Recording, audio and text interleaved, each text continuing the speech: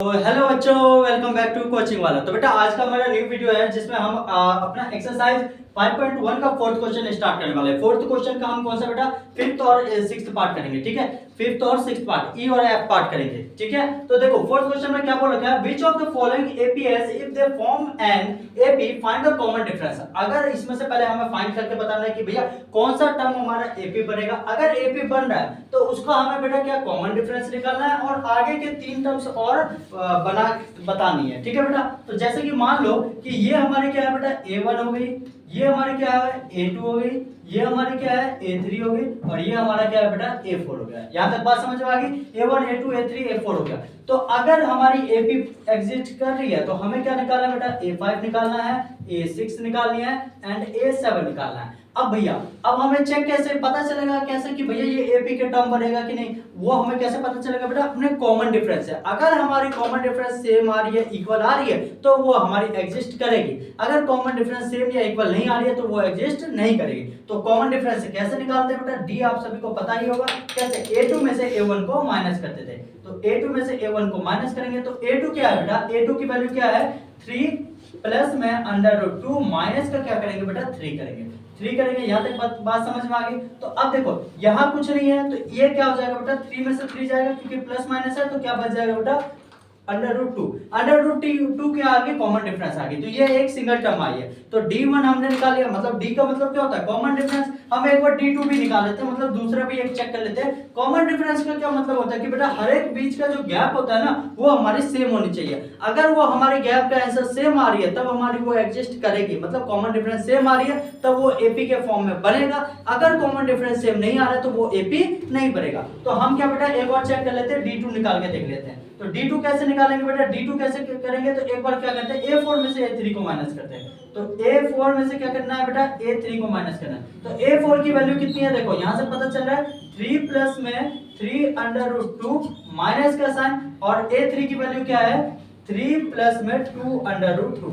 तो अब देखो यहां से तो पता चला भैया 3 से 3 चला जाएगा, 2 से क्या 2 में ये 3 √2 में से 2 √2 जाएगा तो क्या बचेगा 1 √2 बचेगा। देखो 3 से ये गया और इसमें से माइनस करेंगे, ये क्या आ रही है कॉमन में तो साइन चेंज हो जाएगी, साइन चेंज हो जाएगी तो यहाँ माइनस आ जाएगा। तो 3 √2 माइनस में 2 करेंगे तो क्या बच जाएगा बेटा, 3 में से 2 जाएगा तो क्या 1 √2 बच जाएगा। इट मींस क्या हो जाएगा √2 आ जाएगी। मतलब कॉमन डिफरेंस क्या आ रही है, डी मतलब क्या होता है बेटा कॉमन डिफरेंस, डी मतलब क्या होता है कॉमन डिफरेंस। तो कॉमन डिफरेंस हमारी क्या आ रही है बेटा सेम आ रही है, कॉमन डिफरेंस सेम आ रही है तो ये हमारी क्या करेगी बेटा एग्जिस्ट करेगी, मींस इसका आंसर निकलेगा। तो आंसर निकालने के लिए क्या निकालना था बेटा A5 A6 और A7, हमें ये नेक्स्ट 3 टर्म्स निकालनी है। तो कैसे निकालेंगे, तो जल्दी से इसको नोट डाउन कर लो, आगे हम सॉल्व करते हैं। क्या निकालना है A5 A6 A7, ठीक है बेटा।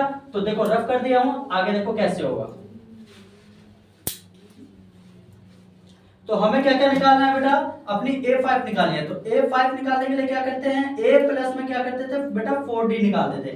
तो A की वैल्यू यहाँ से क्या है बेटा 3 है तो 3 लिख दिया, प्लस में 4 मल्टीप्लाई में D हमारी क्या आई थी √2 आई थी। D क्या आई थी बेटा √2, तो इसको √2 से मल्टीप्लाई किया तो यहाँ क्या आ जाएगा बेटा 3 प्लस में 4 √2 आ जाएगा। ये हमारी किसकी आ गई बेटा A5 की वैल्यू आ गई, A5 की वैल्यू आ गई। अब हमें क्या निकालना है A6 की वैल्यू। तो A6 की वैल्यू कैसे निकालते हैं, A प्लस में 5D, A प्लस में क्या करते हैं बेटा 5D।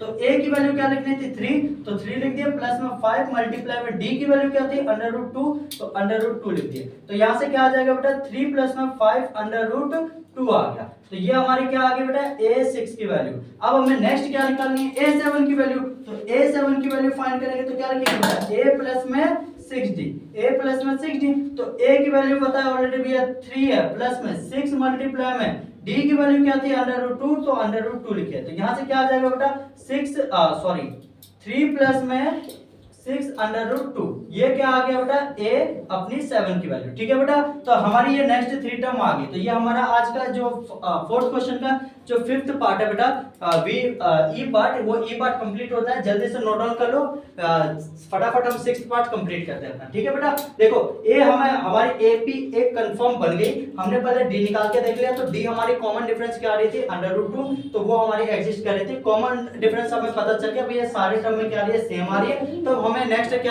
टर्म निकालना था, कौन कौन सा, a5 a6 a7। तो a5 निकाला तो a5 की टर्म क्या आई, 3 प्लस में 4√2, ठीक है। a6 निकाला था, उसके नेक्स्ट टर्म a6 निकाला तो क्या आया, 3 प्लस में 5√2, और a7 निकाला था तो क्या आया बेटा, 3 प्लस में 6√2, ठीक है। तो a5 a6 और a7 टर्म, ये तीनों टर्म निकाल लिए, ठीक है। तो जल्दी से नोट डाउन कर लो, मूव करते हैं अपने नेक्स्ट क्वेश्चन 6th पार्ट पे, ठीक है बेटा। तो जल्दी से नोट डाउन करो। तो देखो बेटा 6th पार्ट क्या है, 6th पार्ट में हमारी देखो पहले टर्म दे रखी है a1 की टर्म क्या है 0.2, a1 की टर्म क्या है बेटा 0.1, a2 की टर्म क्या है 0.22, a3 की टर्म क्या है बेटा 0.222, ठीक है। और a4 की टर्म क्या है 0.2222 मींस 4 टाइम।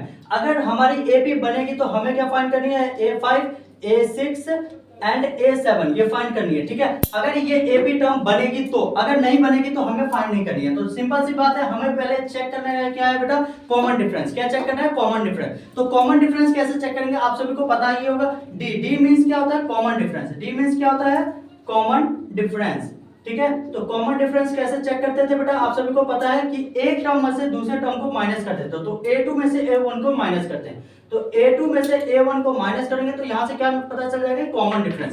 D मींस क्या हुआ, कॉमन डिफरेंस। तो a2 की वैल्यू क्या है बेटा, देखो a2 की वैल्यू है 0.22, माइनस में क्या करेंगे a1 क्या है 0.2।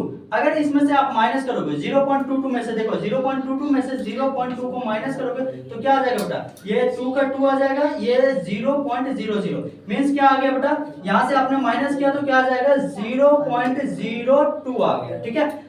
ये हमारी आ गई D1 की वैल्यू। एक और हम कॉमन डिफरेंस चेक करके देख लेते हैं, अगर हमारी एग्जिस्ट करेगी तो D2 फाइंड कैसे करेंगे बेटा, A4 में से हम A3 को माइनस कर ले रहे हैं, यहां से पता चल जाएगा। अगर यही हमारी सेम आ रही है तब तो भैया हमारी एग्जिस्ट करेगी, अगर सेम नहीं आ रही है तो हमारी एग्जिस्ट नहीं करेगी। तो D2 की वैल्यू क्या है, देखो D2 कैसे निकालेंगे, A4 में से A3 को माइनस कर लेते हैं। तो A4 की वैल्यू कितनी है बेटा 0.2222 माइनस में A3 की वैल्यू कितनी है बेटा 0.222 मींस इसको माइनस करेंगे तो क्या आ जाएगा बेटा 0.0002 ये आ जाएगी। तो भैया D1 जो है वो D2 के इक्वल आ रही है भैया, नहीं आ रही है, क्योंकि कॉमन डिफरेंस हमारी मैच नहीं कर रही है। तो D1 जो है यहाँ पे लिख दे रहा हूं बेटा, D1 जो है नॉट इक्वल टू D2 के इक्वल है, मतलब D1 जो है D2 के इक्वल नहीं आ रही है, तो ये हमारी एग्जिस्ट कर ही नहीं रही है, ठीक है बेटा। तो एग्जिस्ट नहीं कर रही है तो नेक्स्ट हम 3 टर्म्स निकाल ही नहीं पाएंगे,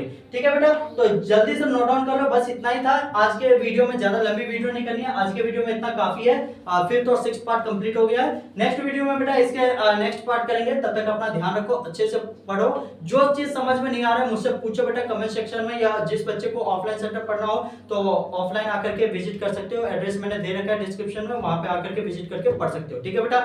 इसके अलावा और भी चैनल पे जाकर के आप फॉलो करो, लाइक करो, कमेंट करो, जितना हो सके अपने दोस्तों को वीडियो शेयर करो, ठीक है बेटा।